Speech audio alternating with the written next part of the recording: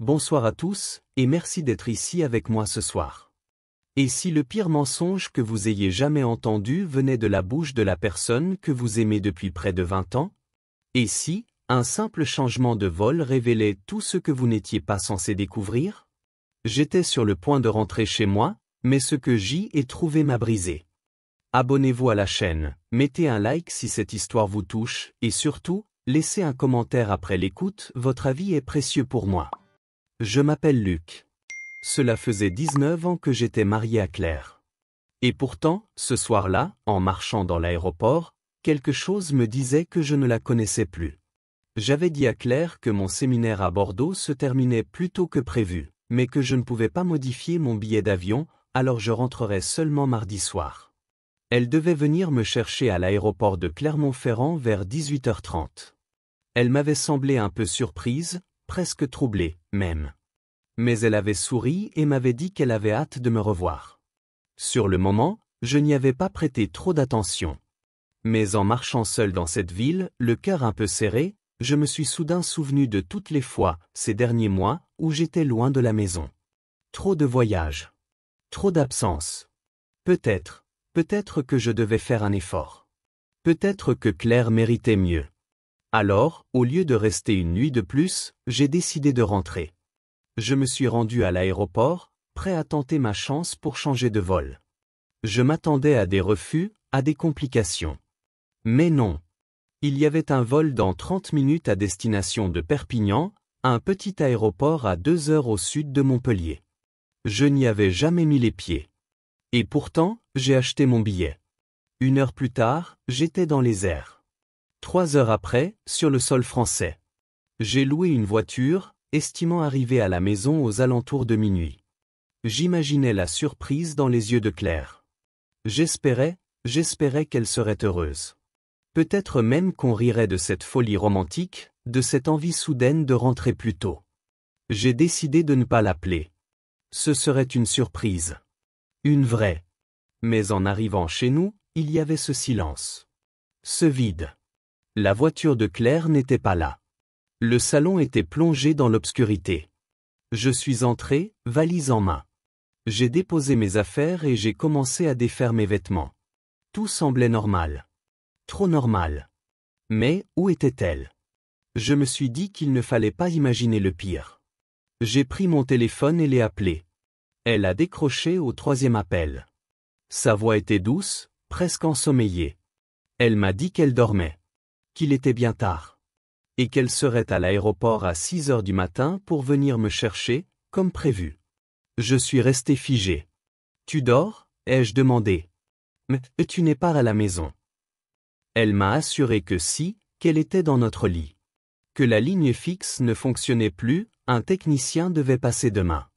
Pendant une seconde, j'ai cru devenir fou. Était-elle, là, en haut? Était-elle vraiment en train de mentir alors que j'étais sous le même toit qu'elle? J'ai monté les escaliers. Lentement. Silencieusement. Le cœur battant comme un tambour de guerre. Mais, il n'y avait personne. Notre chambre était vide. Je suis redescendu et je l'ai rappelé. Je lui ai dit que je ne prendrais pas l'avion du matin. Que je resterais quelques jours de plus. Elle m'a dit qu'elle me manquait déjà. Qu'elle avait hâte de me revoir. Mais dans sa voix, il y avait quelque chose. Un rire étouffé. Comme si elle savait quelque chose que j'ignorais encore. Après avoir raccroché, j'ai composé à nouveau notre numéro fixe. Et cette fois, ça a sonné. Je suis resté là, figé, l'appareil encore à l'oreille, écoutant les sonneries régulières du téléphone fixe résonner dans le silence de notre maison vide. Elle m'avait juré que la ligne ne fonctionnait plus. Mais elle sonnait. Claire n'était pas là. Elle m'avait menti. Et ce n'était pas un petit mensonge de convenance. C'était un mensonge froid, précis, prémédité. Je me suis levé lentement, les jambes un peu tremblantes. Tout mon corps semblait refuser de comprendre ce que mon esprit commençait déjà à accepter. J'ai fouillé la maison. Pas comme un fou furieux, non. Comme un homme qui cherche désespérément une preuve que le monde n'est pas en train de s'écrouler sous ses pieds. J'ai regardé sous le lit, dans les placards, même derrière les rideaux. Rien. Aucun signe d'elle. Mon cœur battait plus fort que jamais, et une pensée, sournoise, rampante, me rongeait de l'intérieur. Avec qui était-elle? Je suis revenu au salon, me suis affalé sur le canapé, et j'ai regardé autour de moi. Chaque photo de nous deux, chaque souvenir sur les murs, me semblait soudain faux, vidé de sens. Comme si tout ce que nous avions construit pendant presque 2 décennies n'avait jamais vraiment existé. J'ai attendu. Longtemps. Jusqu'à ce que le silence lui-même devienne insupportable. Puis, à l'aube, j'ai pris une décision étrange, déplacer la voiture de location. Je l'ai garée de l'autre côté de la rue, à l'abri des regards. Une intuition. Une de celles qu'on n'explique pas. Et j'ai attendu encore. Les yeux grands ouverts. Le cœur figé. Il était un peu plus de 7 heures quand j'ai vu la voiture de Claire ralentir devant la maison. Mais ce n'était pas elle au volant. C'était un homme. Grand, brun, sûr de lui. Mon estomac s'est retourné. Je me suis caché dans l'entrée, laissant la porte d'entrée à peine entr'ouverte, assez pour entendre. Claire a ouvert la porte, l'a laissé entrer, et ils ont ri. Elle riait. Comme si de rien n'était. Elle lui a dit qu'elle devait se changer rapidement pour aller au travail, et qu'elle prendrait quelques affaires pour le lendemain. Elle ne voulait pas rentrer ici 2 jours de suite. Il a ri à son tour et lui a dit qu'il l'aiderait, mais seulement si elle lui promettait une autre nuit ensemble. J'ai senti le sol disparaître sous mes pieds. Ma femme. Celle qui, quelques heures plus tôt, m'avait dit qu'elle m'aimait, se préparait à passer la nuit avec un autre homme. Et pas n'importe qui. Son supérieur hiérarchique. Julien Moreau. Un homme que je n'avais jamais vu, mais dont la voix venait de m'être présentée comme le son même de la trahison. Leur voix se faisait plus intime, plus complice. Elle plaisantait sur le fait qu'il aimait l'idée qu'elle travaillait sous ses ordres. Elle parlait de lui comme s'il était un adolescent et elle sa tentatrice. Puis elle a ri à propos de la femme de Julien, affirmant que celle-ci la trouvait parfaite en tant que secrétaire. Je n'arrivais pas à croire ce que j'entendais. Mais je restais là, sans bouger. Je ne sais pas pourquoi je ne suis pas intervenu. Peut-être parce que j'avais besoin d'entendre. Besoin de comprendre l'ampleur de ce que je vivais. Julien a parlé de sa femme restée à Bordeaux avec leurs enfants, qu'elle ignorait tout, et que c'était plus sûr ainsi. Claire l'a taquiné sur le fait qu'il avait peur de sa femme. Il a ri, disant que s'il se faisait prendre, il risquait sa vie. Et pourtant, il semblait si détendu. Comme s'il faisait ça depuis longtemps. C'est là que j'ai compris. Ce n'était pas un écart. Ce n'était pas un moment de faiblesse. C'était une double vie. Je suis resté là, tapi derrière la porte, le souffle coupé, tandis qu'un feu glacé me montait dans la poitrine. Mon cœur battait si fort que je pouvais l'entendre résonner dans mes tempes. Claire n'était plus la femme que je croyais connaître. Elle s'était transformée devant moi, par ses gestes, par ses mots, par cette insupportable légèreté. Ils parlaient de passer la nuit ensemble. De dîner, de lodge, de projets secrets. Et moi? J'étais devenu un fantôme dans ma propre maison. Invisible. Inutile. Un homme de trop dans sa nouvelle vie. Quand ils ont quitté la pièce pour monter à l'étage, j'ai senti mon visage s'empourprer, mon estomac se nouer. Je suis resté seul dans l'entrée, figé, vidé de tout sauf d'un besoin féroce de reprendre le contrôle. Pas en criant. Pas en frappant. Mais en révélant la vérité à la lumière du jour, là où elle ne pourrait plus se cacher. Une idée a germé. Claire m'avait dit que Julien venait de Bordeaux. Sa femme et ses enfants y étaient restés pour finir l'année scolaire. Lui devait chercher une maison ici, à Montpellier. C'était une faille. Et j'allais m'y engouffrer. J'ai commencé à passer des coups de fil. Discret. Calme. Une voix posée malgré l'ouragan qui me ravageait le cœur. En appelant le bureau de Claire, la réceptionniste m'a donné sans trop de questions les informations dont j'avais besoin. Julien Moreau, nouveau directeur régional, marié, 2 enfants adolescents. J'ai noté chaque détail avec une précision clinique. Puis, j'ai cherché. Internet. Répertoire en ligne. 3 Julien Moreau répertoriés à Bordeaux. Le premier appel fut le bon. C'était elle. Hélène Moreau. Sa voix était douce, chaleureuse, pleine d'une innocence qui m'a presque fait reculer. Mais je n'ai pas flanché. Je me suis présenté comme un collègue de son mari. Philippe. Une petite fête surprise en l'honneur de Julien, ai-je dit. Un vol aller-retour à Montpellier, aux frais de l'entreprise. Juste pour une soirée. J'ai inventé une date, un horaire, j'ai flatté, rassuré. Elle était ravie. Flattée. Curieuse. Et elle a promis de garder la surprise. Ensuite, j'ai contacté quelques amis et membres de la famille de Claire. Je leur ai dit que Claire avait reçu une promotion importante et que Julien, son patron, voulait organiser une petite fête. Tout s'était emballé. L'idée d'une surprise rendait l'événement encore plus savoureux. J'ai insisté pour qu'il soit là avant 19h. J'ai ensuite réservé un traiteur, commandé plats et boissons, et donné des instructions précises. Installer le buffet sur la terrasse, passer par le côté de la maison, ne pas s'inquiéter si personne ne répondait à la porte. Tout était en place. Une fête pour célébrer le mensonge. Le lendemain, j'ai quitté la maison tôt, garé la voiture près de l'aéroport et attendu. Quand les passagers sont arrivés, je cherchais une femme seule. Une femme qui aurait pu être la mienne. Quand enfin Hélène Moreau s'est approchée et m'a demandé si j'étais là pour elle, j'ai su que la suite allait être difficile. Elle était belle. Élégante. Un regard franc. Elle m'a trouvé un peu étrange au début, alors j'ai choisi l'humour pour briser la glace. Elle a souri. Le reste du trajet s'est passé dans une sorte de bulle silencieuse. Elle ne savait rien. Rien de ce qui l'attendait. À 18h30, nous sommes arrivés à la maison.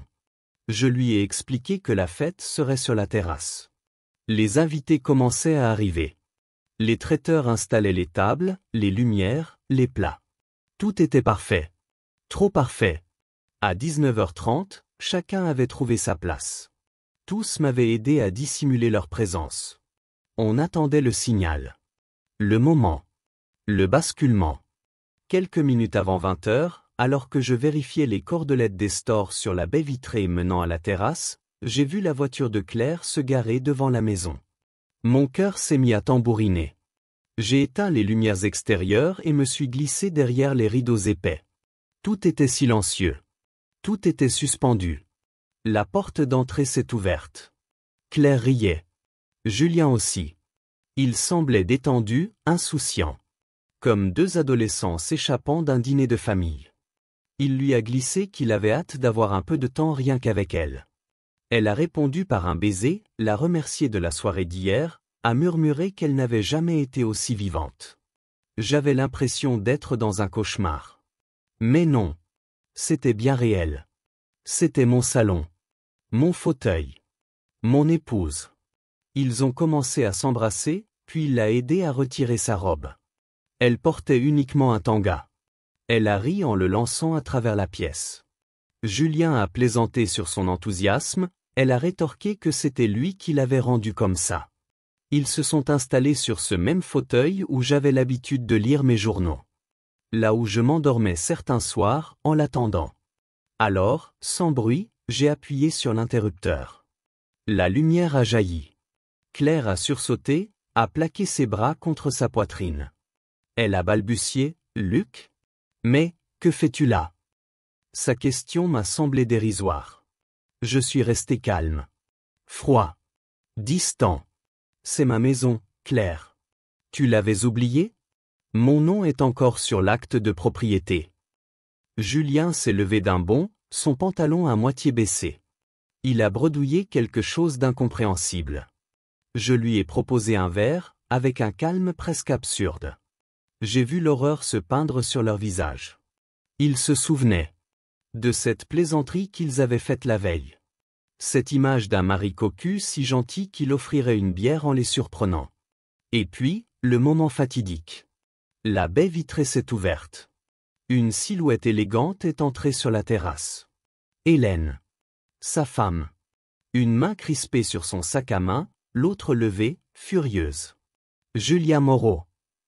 Sa voix claqua comme une gifle. Julien recula, trébucha, se cogna à la table basse. Puis, derrière elle, d'autres visages sont apparus. Ma belle-mère. La sœur de Claire. Deux cousins. Tous là. Tous témoins. Claire était nue. Elle tentait tant bien que mal de se couvrir. Sa mère, rouge de honte, lui a hurlé de se rhabiller. Sa sœur la regardait comme si elle ne la reconnaissait plus. Un silence pesant s'est installé, brisé uniquement par les pas discrets des invités qui, à l'intérieur, assistaient à la scène sans oser intervenir. Je suis sorti, et pris une assiette de salade de pommes de terre et quelques ailes de poulet. Puis une bière dans le frigo. Je me suis installé tranquillement, comme si rien n'était arrivé. Claire fixait le sol. Julien regardait sa femme, perdu. Et moi, pour la première fois depuis longtemps, je me sentais libre. La scène qui venait de se dérouler devant moi avait tout d'un théâtre cruel, d'un vaudeville tragique où personne ne riait. Julien tentait de reprendre contenance, mais son regard fuyant trahissait la panique. Hélène, elle, restait droite, les yeux pleins de flammes, la mâchoire serrée. Elle ne criait pas, non. Elle observait. Comme une louve qui jugeait le moment opportun pour bondir. Claire, elle, était anéantie. Nue, exposée devant ses proches, devant sa propre mère qui, entre deux insultes cinglantes, la couvrait d'un châle attrapé sur le dossier d'une chaise. Elle ne pleurait pas encore, mais ses yeux, eux, n'étaient plus que deux abîmes de honte. Moi, je ne disais rien. Je mangeais. Comme un homme qui avait attendu trop longtemps pour agir, et qui, maintenant, se contentait d'observer les dominos tomber un à un. C'était grotesque. Mais c'était juste. Petit à petit, les invités ont commencé à réagir. Mon cousin a raccompagné Hélène vers sa voiture, et l'a conduite à un motel à quelques kilomètres. Un autre membre de la famille a fait la même chose avec Julien, qui n'avait pas dit un mot depuis que sa femme était apparue. Claire a été invitée par sa mère à venir dormir chez elle, mais elle a refusé. Elle a dit qu'elle avait besoin de réfléchir. Qu'elle ne méritait pas encore le pardon. Sa sœur a seulement hoché la tête, visiblement bouleversée. Quand tout le monde est finalement parti, il ne restait plus que nous deux. Claire est allée se réfugier dans la salle de bain. J'ai entendu l'eau de la douche couler, longtemps. Moi, je suis resté à la cuisine. Je buvais une autre bière, mangeais quelques restes froids, et j'essayais de faire le tri dans mes pensées. J'aurais dû être furieux. Dévasté. Mais ce que je ressentais, c'était un étrange soulagement. Comme si le poids d'un mensonge trop longtemps porté venait enfin d'être arraché de mes épaules. Quand elle est revenue, elle s'est assise en face de moi, la tête baissée, les cheveux humides. Un long silence nous a enveloppés. Et puis, j'ai posé la question. Celle que je n'avais cessé de me répéter depuis que j'avais entendu sa voix au téléphone. M'entend avec tant d'aisance, Claire, est-ce que tu es heureuse? Est-ce vraiment ce que tu voulais?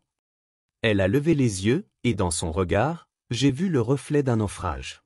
Elle a murmuré mon prénom Luc et a commencé à parler, d'une voix si faible qu'elle ressemblait à un souffle. Je suis désolé. Je ne voulais pas que ça arrive ainsi. Je ne voulais pas te faire de mal. Sa gorge s'est nouée. Elle a pris une longue inspiration, puis a continué, je me sentais seul. Toi, tu étais toujours ailleurs. Je sais que ça n'excuse rien. Je le sais. Mais c'est ce que j'ai ressenti. Je l'ai laissé parler. Je voulais qu'elle vide tout. Qu'elle arrête de se cacher derrière ses silences et ses mensonges. Mais je ne comptais pas lui faciliter la tâche. Tu dis que tu te sentais seul. Mais tu n'étais pas seul, Claire. Tu as fait un choix. Un choix que tu ne pourras pas défaire. Ce que tu as fait, ce n'est pas une erreur. C'est une trahison. Elle a baissé les yeux sur ses mains, jouant nerveusement avec une serviette en papier. Je sais que c'était mal. Mais je me sentais perdu. Et Julien, il m'a regardé comme toi tu ne me regardais plus depuis longtemps. Je me suis sentie vivante, Luc. Juste, vivante. J'ai laissé échapper un rire amer. Alors maintenant, c'est ma faute? Tu veux que je porte ça aussi? Que je me blâme pour ce que tu as fait? Ma voix tremblait. Pas de colère. De chagrin. Un chagrin ancien, profond. Claire m'a regardé droit dans les yeux. Je ne dis pas que c'est de ta faute. Mais peut-être que si tu avais été plus présent, je ne me serais pas laissé approcher comme ça. Et là, j'ai su. Il n'y avait plus rien à réparer. Je l'ai regardé longtemps, sans un mot. Tout en moi criait que c'était fini. Pas dans la colère, pas dans le vacarme, mais dans ce silence précis et glacé où plus rien ne reste à dire. Claire avait franchi une ligne. Et moi, j'étais de l'autre côté, sans l'envie de revenir. J'ai poussé lentement ma chaise, me suis levé, et j'ai quitté la cuisine. En refermant la porte de la chambre derrière moi, j'ai verrouillé. Pas pour la punir. Pour me protéger. Pour me reconstruire, sans elle. Allongé dans notre lit, j'ai regardé le plafond, puis j'ai fermé les yeux.